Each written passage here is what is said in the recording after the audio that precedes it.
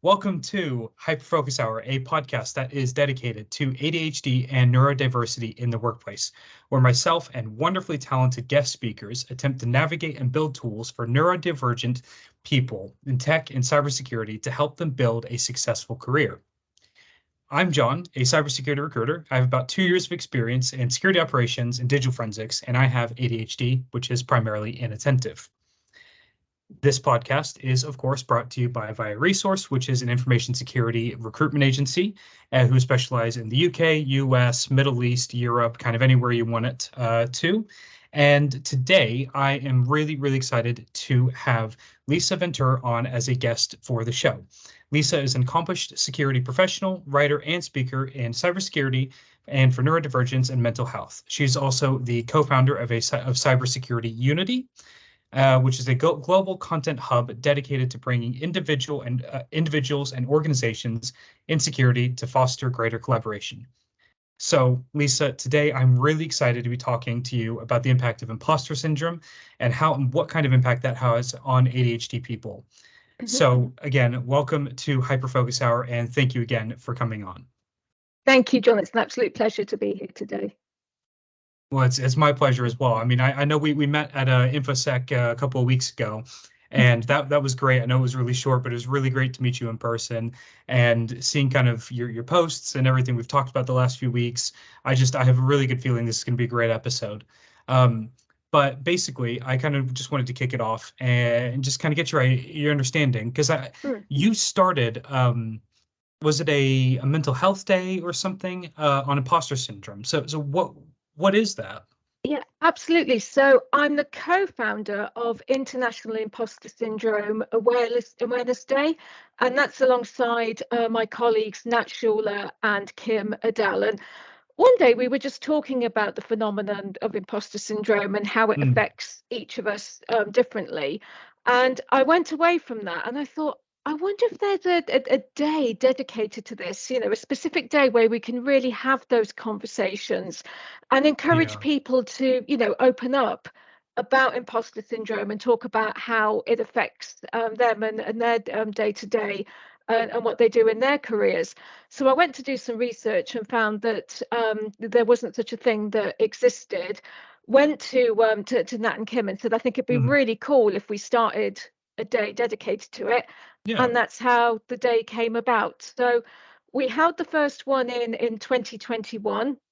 And we had a lot of guest speakers. We did a lot of interviews with people and panel discussions around the phenomenon of imposter syndrome.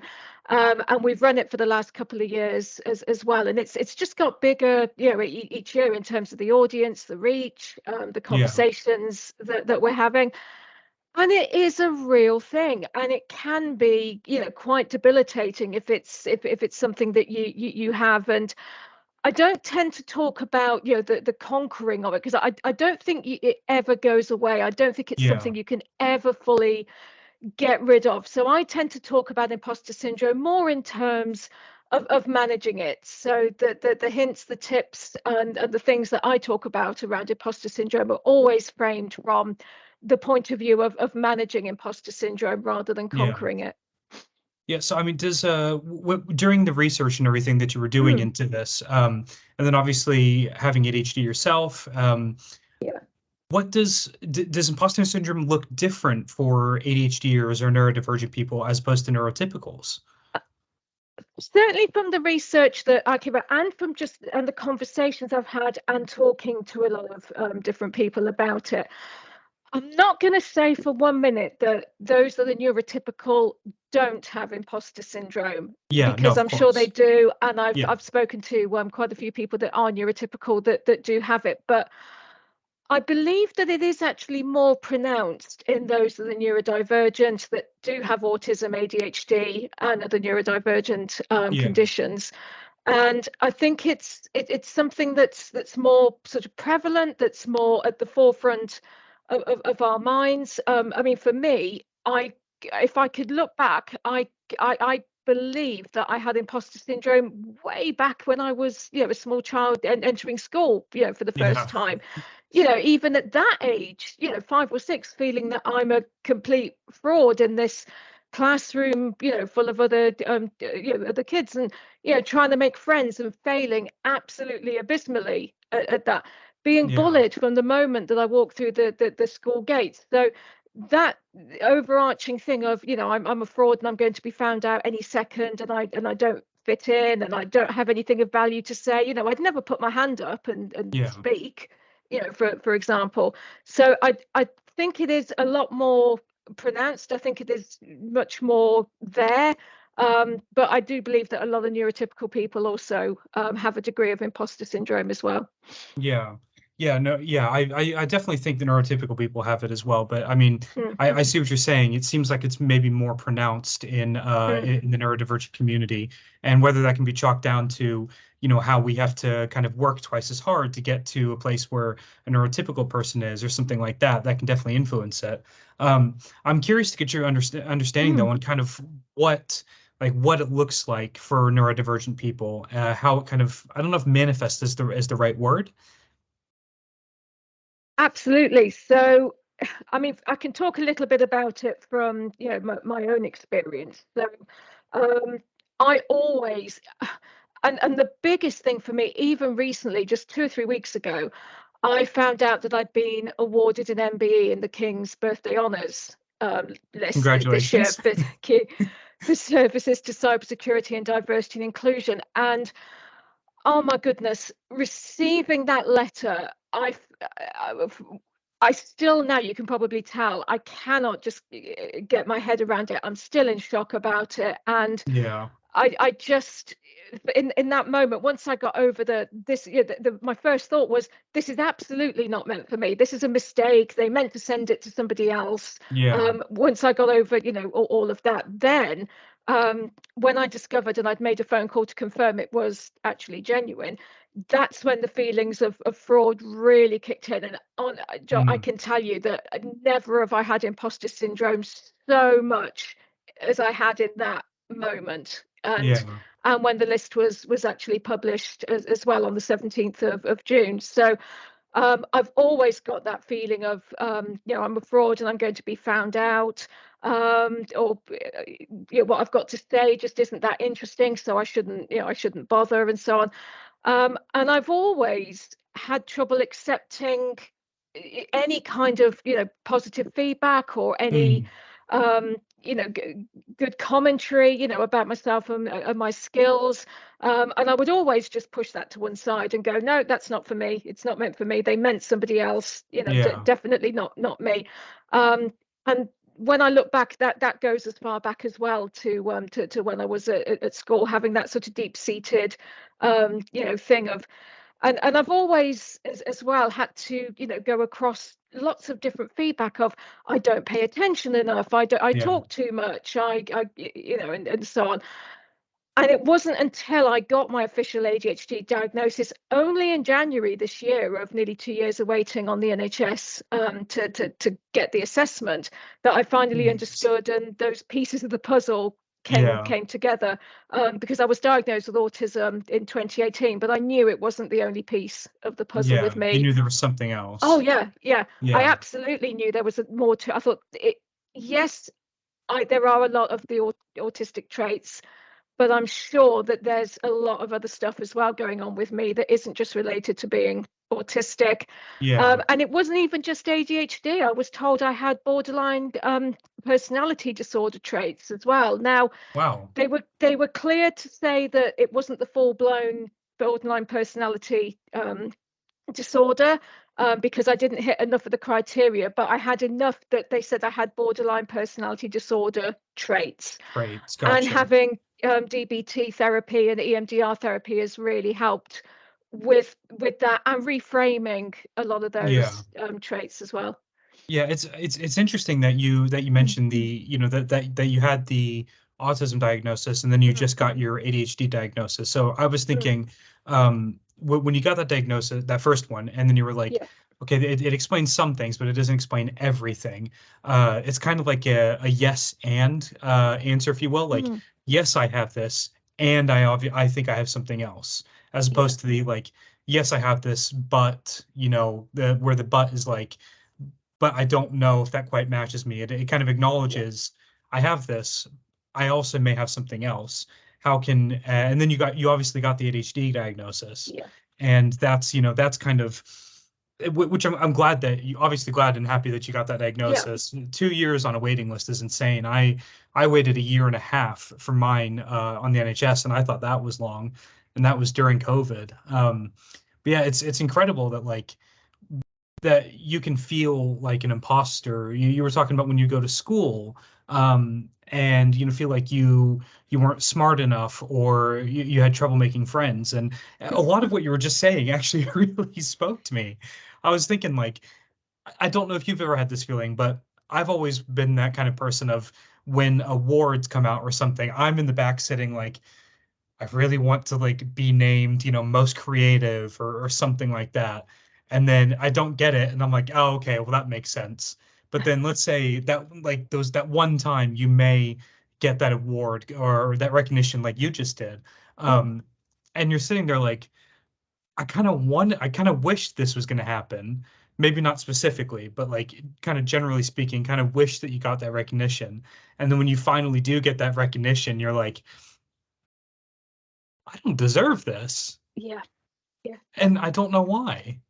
Absolutely right. And I had no clue, and I do mean no clue whatsoever, that I was even in the running to receive an MBE, let alone, get a letter to say that you've been awarded one. So my Yeah. first inkling, it was a Monday, just like today. I'd done a few calls. I remembered I'd seen the postman go past the window, so I thought, oh, I better just check the box to see if there's anything in it. And the letter was in the box, and I was literally shaking. But my first reaction was, and especially being in the line of work that we're in, this is a Yeah. scam of some kind. So, Yes. and that was my first thought. This is absolutely not right. This has got to be some sort of elaborate scam or something going on. But there was a phone number on the letter, so I thought, well, it's probably a duff number, but I'll give it a go and ring the number just to see if anybody answers it and what's what. Yeah. And it was answered by, I have to say, a very, very well-spoken person who, at that moment, as I thought, gosh, I think this actually might just be Be real. And real. when I spoke to them a bit and they confirmed it, it was, and so on. Um, I then showed the letter to my husband when he got home from work, and I'm still shaking at this point. It's about 2 hours later, and his reaction was, "You should have realised that that was genuine. Look at the quality of the paper. That's paper that's been paid for by taxpayers' money." And I said, "But in our line of work, you You just never don't know. know. You Yeah. don't know the lengths that they'll go to. You really don't." So, Yeah. yeah. Yeah, I know what you mean. I got my partner and I moved into our, this is totally unrelated, but it's reminded me of this. It was quite recently. Partner and I moved into our new flat, and we got a letter from some collection agency saying that we owed like 80 pounds that we hadn't paid in months. But the letter was on like horribly printed, horrible quality. And first, as soon as I saw it, I was like, that's a scam. There's no way that's real. Mm, But it had an email and it had a phone number. So I sent an email. It was from a dud email that I just made on the spot as well. Like I'm going to cover my tracks kind of thing, much as I can. And you sent an email, didn't hear anything, called them like 2 weeks later. No, it's a real collection agency. They just didn't realize that we had moved in. So it was for the old occupiers that I guess never paid. But it's just kind of reminded me of that. Like my first thought was, this is not real. This is a scam. So it's funny that I don't know. It just reminded me of that. yeah, we So have to be so careful in our line of work. yeah, no, absolutely, yeah. And I mean, even recruiters, like I've learned just being a recruiter for cybersecurity, I've learned so much about how to like take care of my own personal data and stuff online, to the point where if I see a website that's even remotely like, I don't know if this is real, I'm just like back out, and do everything possible. Like it's just not worth it. No, absolutely. Yeah. It's interesting as well because like, I mean, we're talking about imposter syndrome, and I'm gonna I'm gonna make a bit of a stretch on this, but we're talking about syndrome, obviously. At the same time, you're thinking this letter that you received is, well, for lack of a better way to phrase it, an imposter. And I've thought that the letter I thought was a fake as well was an imposter, but they both turned out to be real. So I'm curious, like in those instances where we don't feel like we've earned, let's say, the promotion that we get or the pay rise if we're lucky enough to get one, um, we may feel like that letter, or we may feel like we're being looked at by someone by that word like that letter, and someone else is looking at us, and then we're thinking, there's no way that they think we're real. How do we deal with that? How do we look at that and say, I don't believe I'm real, but someone else obviously does? And yeah, it's just really difficult. Absolutely. I mean, for me, and just taking being awarded the MBA, it's even now I'm still struggling to process the enormity of it, because I've been a finalist for, I've been nominated for awards, and I've won some awards. I mean, in 2019, I won SC Magazine's Contribution to Cybersecurity Award. And I thought that was, I had thought I had no chance, absolutely no chance with that whatsoever. I was up against the likes of Ian Glover from Crest, Stu Hurst, who was at Just Eat at the time, but is now at Trustpilot. And I just thought, no way, I'm up against some massive industry stalwarts. I am not going to win this. And I didn't go to the ceremony. And then I got a text in the evening. I was in London because it was an InfoSec in 2019, and I was in London at the time. And I got a text from a friend about 10 o'clock at night going, they've just announced on Twitter that you've won the Contribution to Cybersecurity Award. What? I couldn't believe it. So yeah, that was one. I then won in the ITV News's National Diversity Awards. I won the contribution to gender and the positive role model category as well. That was in 2020.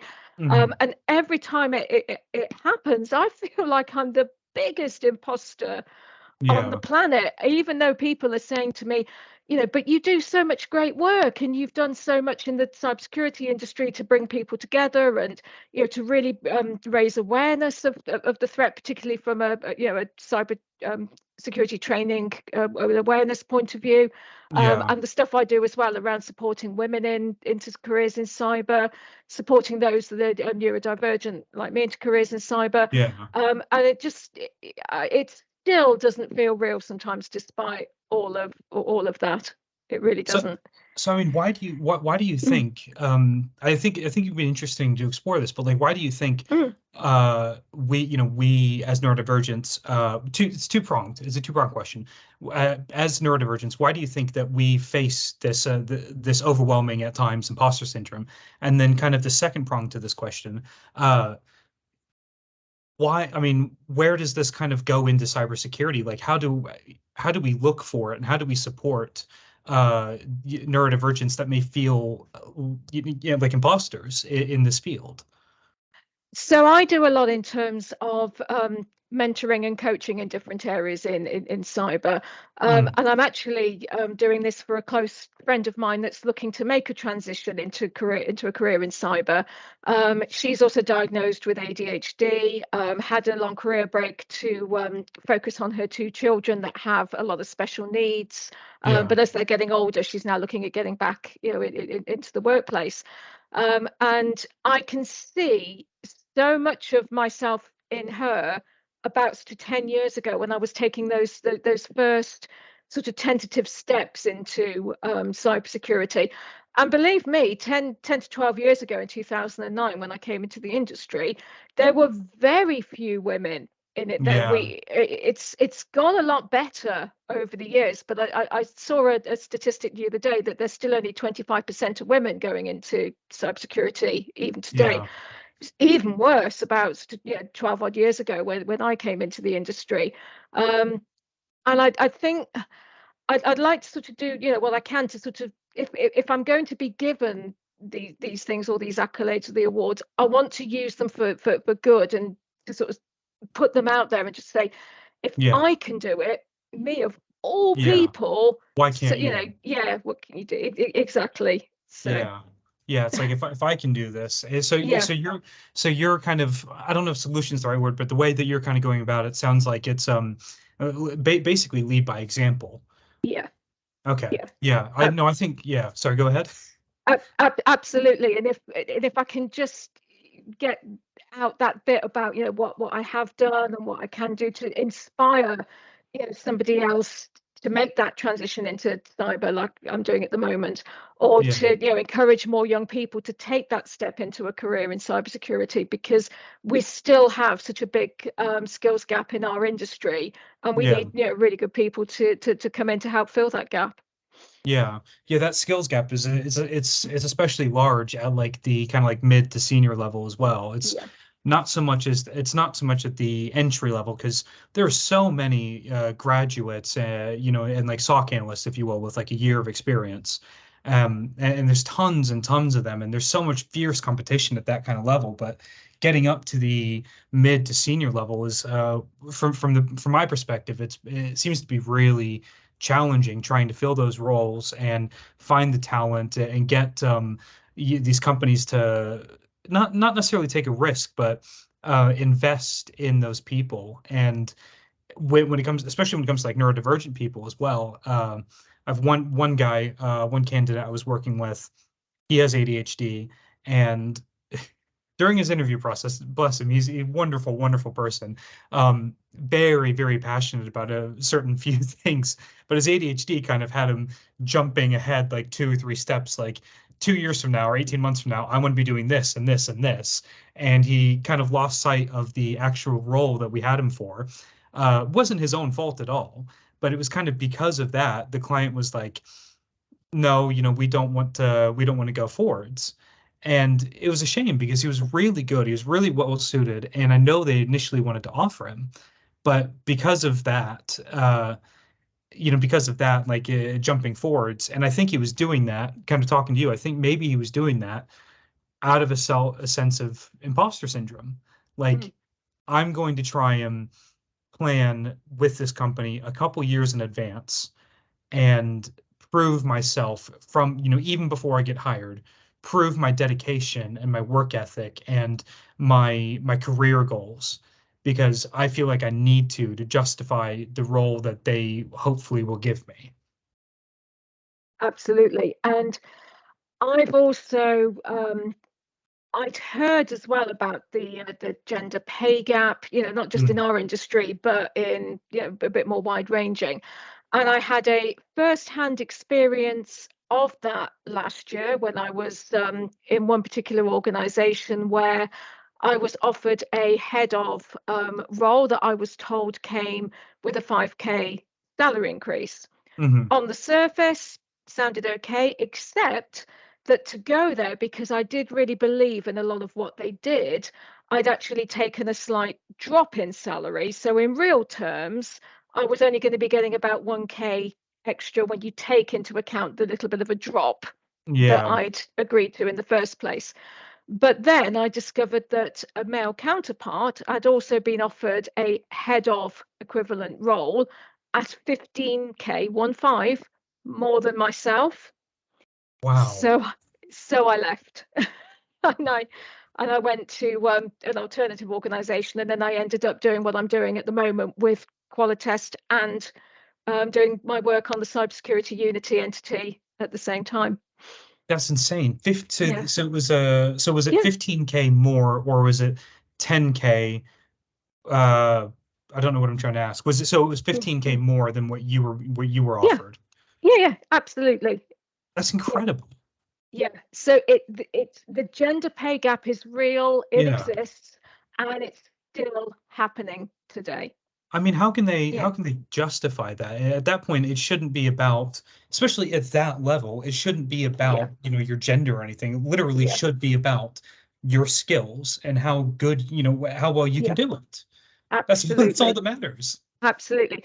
What's worse is this, I don't want to name names, but this Yeah. particular organization is putting out all sorts of stuff about we need more women in cyber and we support women in cyber and stuff. And I'm Mm, just looking at it going, oh my goodness, yeah, after the experience I've had. yeah. Yeah. I mean, was So that like, I don't know if you know, but was that pay difference? Was that up to the hiring manager or was it like HR? I mean, I'm curious as to know where the it gap came in. it was, as far as I'm aware, it was the decision of the CEO, who had allocated different bands to different roles and so on. But the fact I'd Okay. found out that there was that 15K discrepancy with what should have been an equivalent, because it was a head of. Yeah. Yeah, so wrong. I mean, that also does show you as well, like, where that CEO's kind of priorities with the different Yeah, silos of security are. He obviously yeah, thought that the other one, that other head of role, that silo was more critical to the business than yours was. yeah, yeah.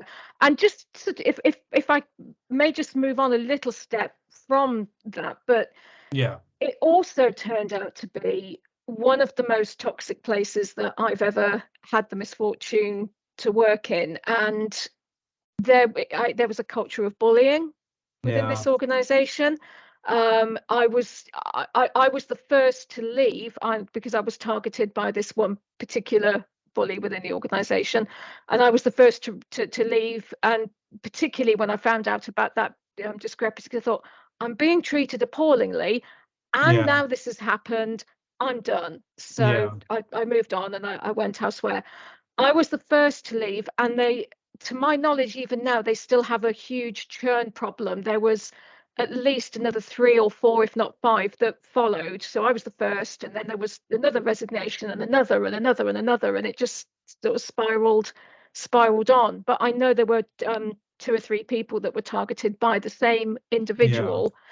That individual is no longer there, and I have no clue whether it's because they were asked to leave, or if they found something else and Yeah. moved on. But um, Hopefully it's because they were asked to leave. yeah, I Yeah. hope that that's the case, and that they learn lessons. I really do.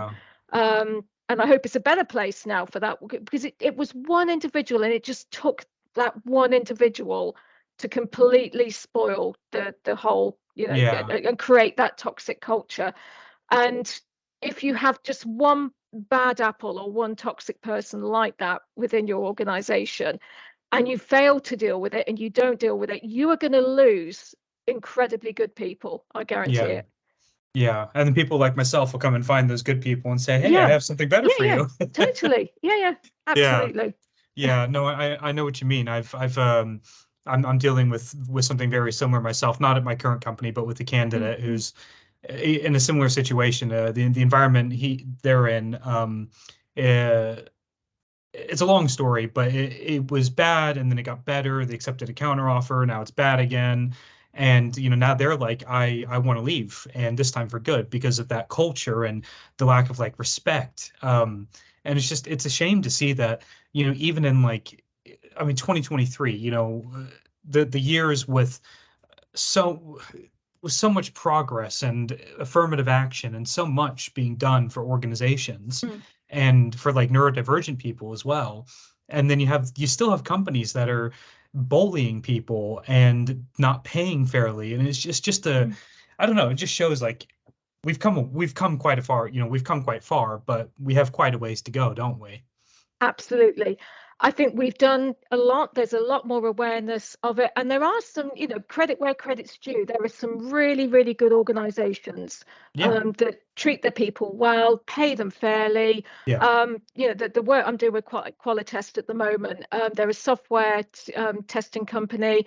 Um, and they do a lot as well with quality assurance, with the testing of AI, and I cannot fault them. They're really supportive. Pay everybody fairly, treat everybody, Yeah. equally. No toxicity within the culture.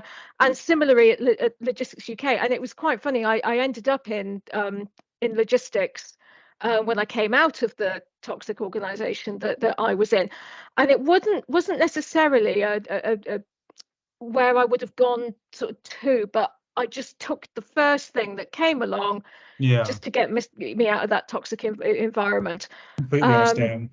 which is never a great move. And it was a real shame. And I say that because the work was fine. I enjoyed it. The people were lovely, and believe me, I was looking for every red flag going Yeah. and not seeing it. But logistics just wasn't for me. I wanted to get back into more of that sort of security and testing side and so on, which I did Yeah. with Qualitest. And I have to say, it did break my heart from that point of view of, because the people were so nice compared to what I'd just Yeah. come from. It was hard leaving that behind, but my heart was in cyber, and that's what I wanted to get back into. So I did. Yeah. Yeah, no, I understand what you're saying. Like I started my career, my recruitment career at Hayes, and I didn't want to leave Hayes. I absolutely did not want to leave. People fault them. They are really big. Maybe in some places they aren't that great. They're a very generic, recruitment agency. From my perspective, it was a wonderful environment. The people I worked with are great. The hours were okay. The work from home was good. It was the pay. And that's actually what ended up getting me was the pay and then the responsibility that they were putting on me after my manager left. And so like even though I didn't want to leave, very similar to you, like I knew that for my best interest, I had to do that. Mm. And then moving to my new company, again, very same.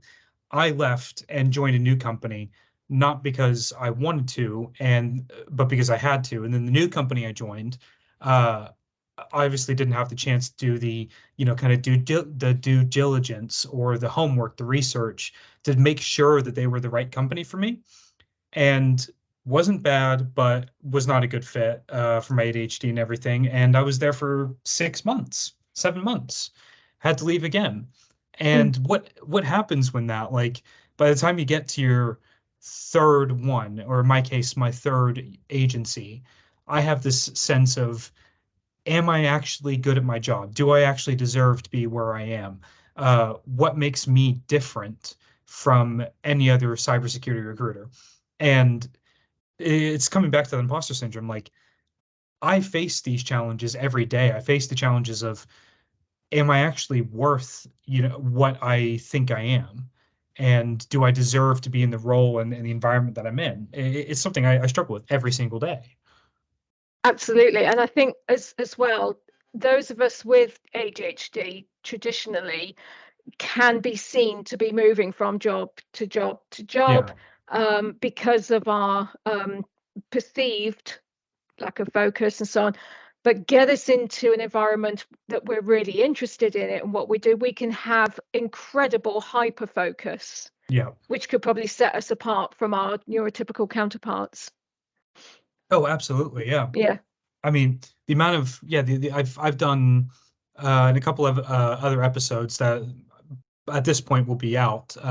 I've talked to other cybersecurity, obviously professionals that have ADHD, and they say the exact same thing. Like sometimes they'll just be working on something, or doing like threat intel reports or writing a playbook or doing something, and all of a sudden, they're both, but two or three of these people were like, it's 2 or 3 hours has passed. I haven't gone to the bathroom. I haven't drank any water. I Hmm. haven't looked at Yeah. my phone. I've just completely zoned in.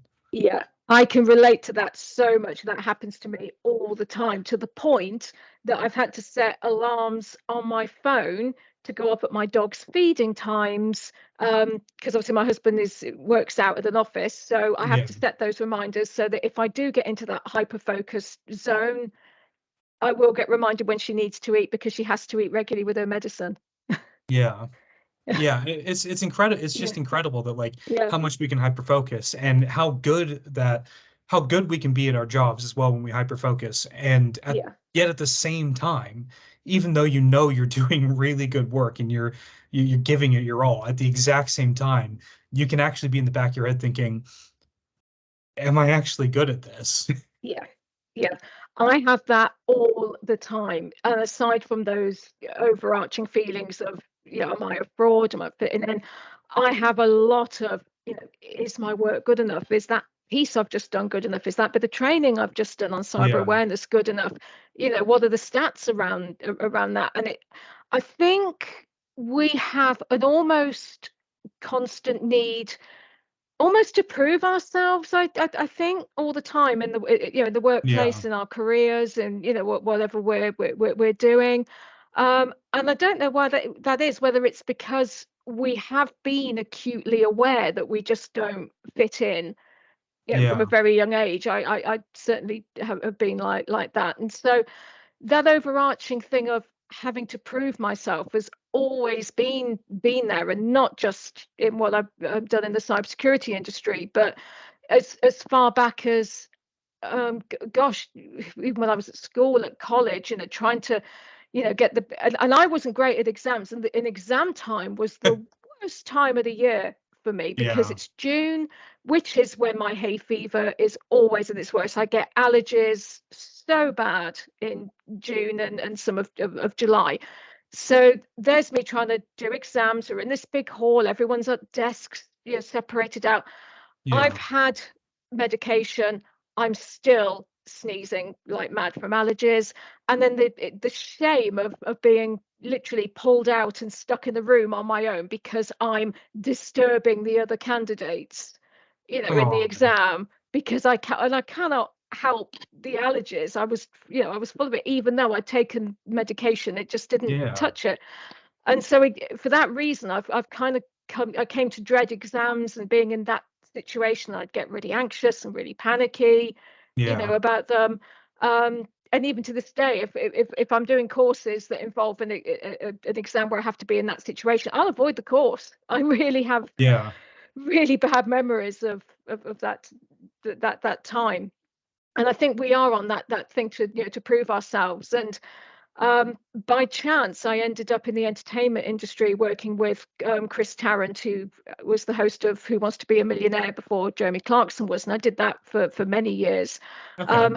But even with that, I was always on this thing of I have to prove myself, all the time, and I have Yeah. to do the best job I can for Chris. I've got to negotiate more money for him, or I've got to, make sure that he's got enough in his diary, and all like that, and it never goes away. I don't think. Yeah. Yeah. No, Mm, absolutely. I don't think it does mm, go away. While you were saying, where does this come from? Where does this need to prove mm, ourselves come from? And I was thinking, like, where does my need? And thinking back to, because I have experience in hospitality as a server, as a bar back, as a bartender. I've done cocktail bartending. I've worked in I was a package handler for FedEx for a while. I've done so many different things. And while we were talking, I was thinking, what is the one kind of common theme that's always been there? And then I think for me, and I don't know if the listeners and the viewers here will feel the same, but I hope they do.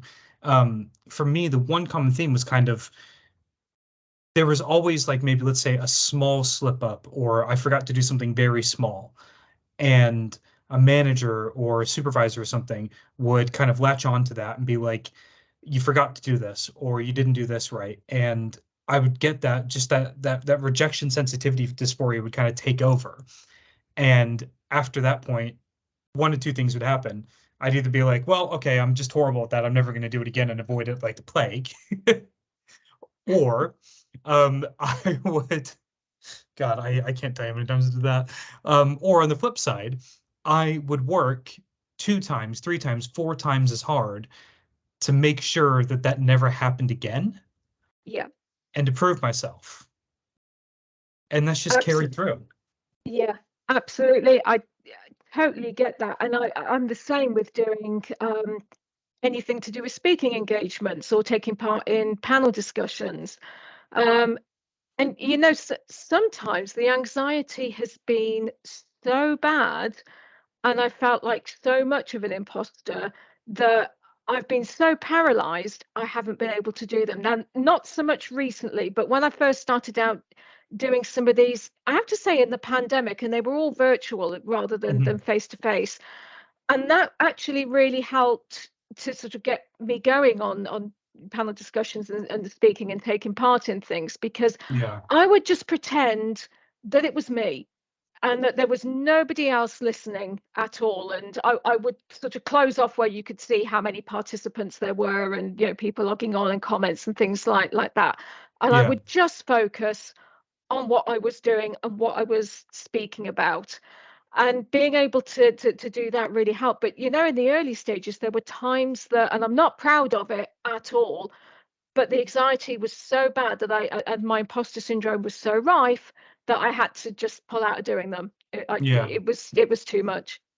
So I mean, how do you how do you manage your imposter syndrome, day to day, long term, short term, however you want to answer it? Okay, so the thing that really worked for me, I have a couple of things. I'm a huge fan of journaling, and most recently I've been doing a lot of bullet journaling, and I've created an achievement book. And it might sound a little bit almost counterproductive, but I will spend a few minutes at the end of every week and I'll list out the achievements that I've had from the week, Yeah. no matter how big they are or how small they are. I mean, if I'm going through a particularly, such a bad time with my mental health, because I have a lot in terms of anxiety and depression as well. So some days, just getting my foot out of the bed and getting up, that's the achievement Yeah. on some days. But I will note that. So as innocuous and as mad as it sounds, I will note all those achievements. And then I will look back at those achievements, and I'll look at, what I've done and how I've overcome them.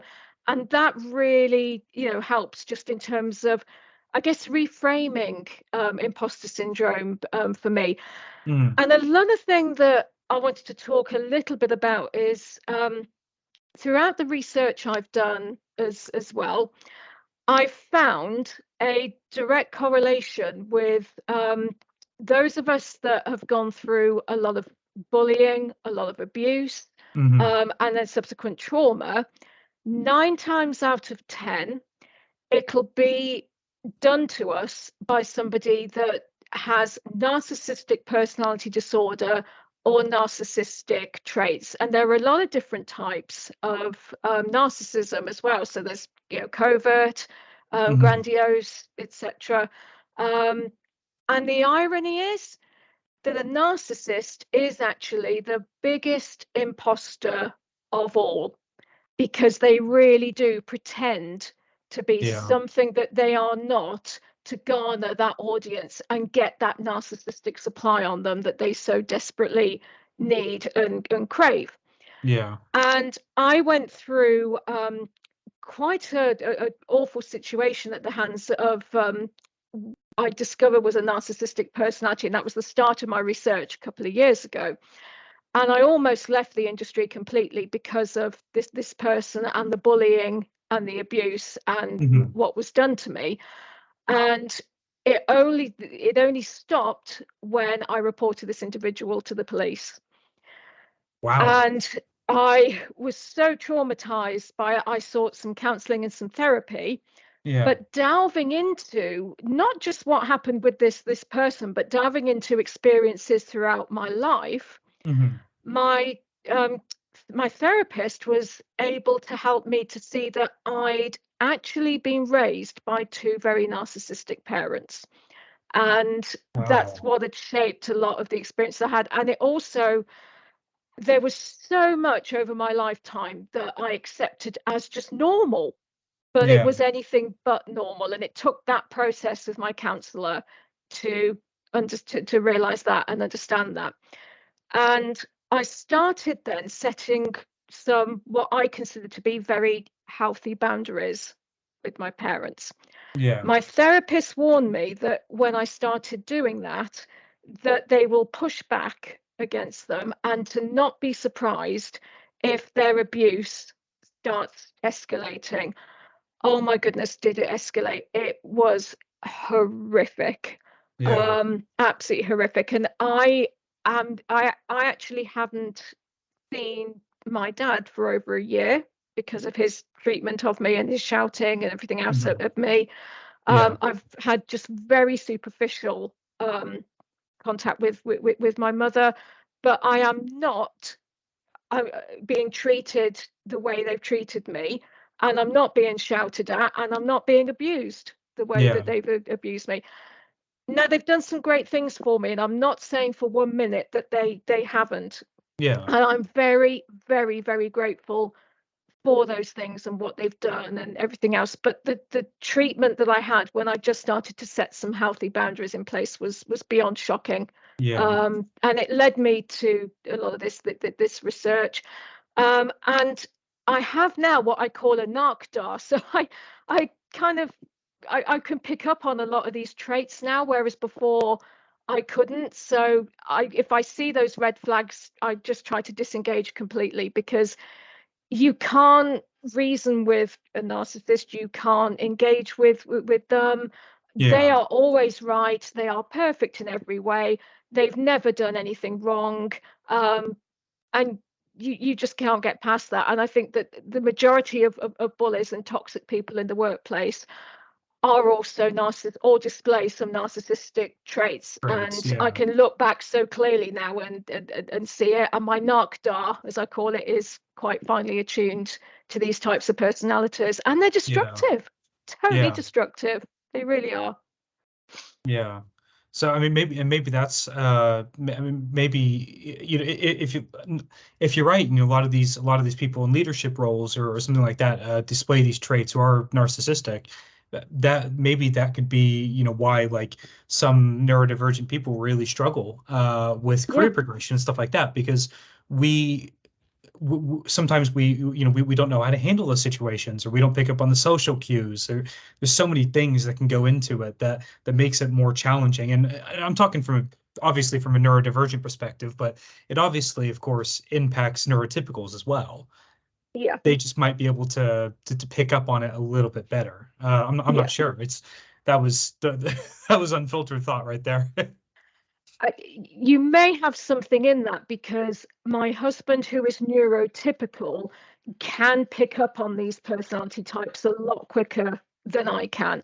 I think I've got better at it, but the irony is he'll have said to me, you might want to watch so because they're like this, or just be careful because they're like that, and so, and I've just sort of brushed it off and gone, oh no, and then he's turned out to be 100% correct Yeah. each and every time. So there could be something in that.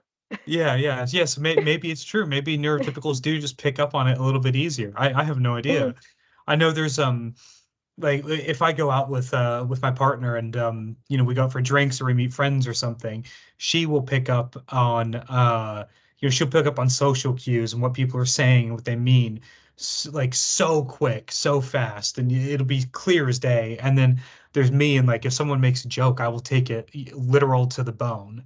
yeah, And I'll just be like, I'm the last person in the room to get a joke, or I will trust someone at face value, and then they'll turn around and like, have lied to me or backstabbed me in some way, usually in a stupid way, but you see what I'm saying. And then yeah, my girlfriend yeah, will be like, no, I'm not even going to engage with that person. Oh, you would think I would have learned by now, but I guess I haven't. You never know. Yeah, I mean, I think we've discussed quite a bit, everything from, how imposter syndrome mm, manifests for neurotypicals and neurodivergence specifically, what it looks like, I guess that's manifesting, but how that impacts our careers, not just in security, but in tech, and even my own career as a recruiter. And oh God, I mean, what else have we talked about? I'm actually blanking now. I've completely forgotten. Uh, but this has been really insightful, and I feel like I've learned a lot on what to look for mm, when I when I feel like I'm being an imposter. I feel like I've learned what to look for in that, and how to maybe manage that a little bit better, such as like you said, you having that end of week journal. mm. Um, it's so much easier to look back at that a few weeks down the road and say, okay, I feel like an imposter. And then you have that journal, like, no, no, no, I've actually done some really good stuff. Yeah, yeah. Yeah. It is just all about that reframing, and just, yeah, that Yeah. positive thing of, these are the achievements that I've had this week, and this is what I've done. And that really was me. It wasn't an imposter, it wasn't a fraud, it was Yeah. nothing else. That was me Yeah. that did all that. Yeah. That was me that did all that. And then Yeah, as well, I think it also helps, especially ADHD people, we have horrible short-term memory. yeah, Um, so then it also helps because like then you can look back at it and not just say that was me, but it might actually remind you of something big or something positive that you did, let's say on Monday, that by the time you get to Friday or, a week or two down the line, you've forgotten that you've done. And you can actually go back and say, oh my God, this is awesome. This is great positive. I forgot I did it. Like, go me. Yeah, absolutely. Oh, no, I think it's really good, and Yeah. I just really hope that everyone listening has learned a little bit more about imposter syndrome, has learned that as well, if they feel like an imposter, they're not alone in that feeling. We we all Absolutely. we all feel that, and it is a challenge, but it's not something that you have to go through alone. Yeah.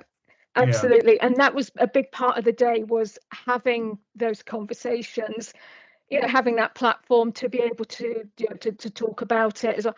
And also I run a fortnightly group on the Gather platform called InfoSec Lunch Hour. So it's every 2 weeks on a Wednesday, and anyone in InfoSec and cyber can come along. And we'll talk about, all sorts of stuff, like what's the latest data breaches, what's going on in the world of cyber, and whatever. All very Mhm. relaxed over some lunch. And we've had those conversations, around imposter syndrome and speaking at events, and the nerves and the butterflies that we all get before them, and the Yeah. anxiety and so on. Yeah, so there are places that you can talk to people and reach out. Do you have room Yeah. for maybe a little cybersecurity recruiter to come in once or twice? Yeah, absolutely. You'd be more than welcome. We actually have our next one this Wednesday. If you're free, 12:30, come along. Love to Is have you it there. for everyone else, is it online? Is it on Teams It or is. It okay, so it's it's on virtual. yeah, it's virtual, and it's on a platform called Gather, which is like a virtual meetings to team space. It's a bit more interactive than to Teams or Okay. Zoom and so on.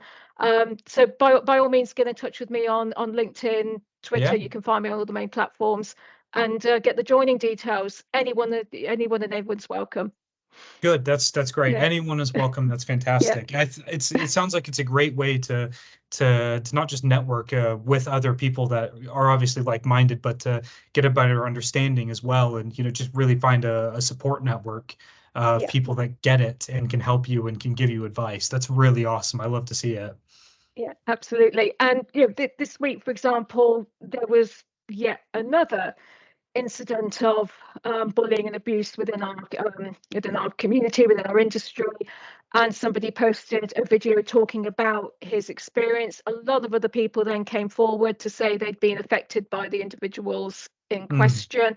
So I'm opening it up this week to say to people, look, if you want to come along and just talk about this in a safe, close space, feel free. That's what Yeah. it's all about.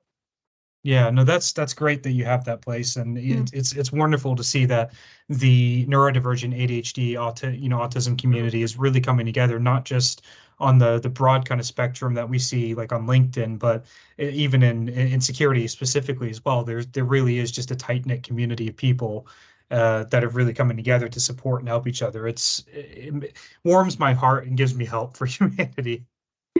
Absolutely, But we definitely got to have hope. yeah, no, absolutely. Got to try and remain optimistic somehow, Yeah, and I think that's a really good definitely. way of doing it. Yeah.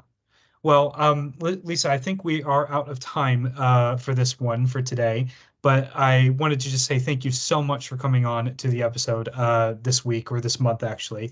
It's been an absolute pleasure. I just really, really appreciate it.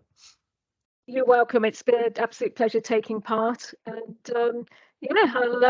if anybody wants to get in touch with me, you can find me on all the main platforms, LinkedIn, Twitter, and so on.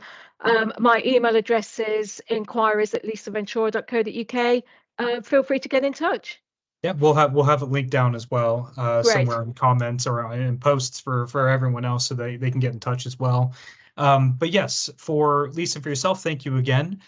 For the viewers, the listeners, the watchers, the smoke signalers, for all the people in between and outwards and inwards and everything else, thank you for listening to this episode this month, Hyper Focus Hour, obviously, which was hosted by myself and Lisa.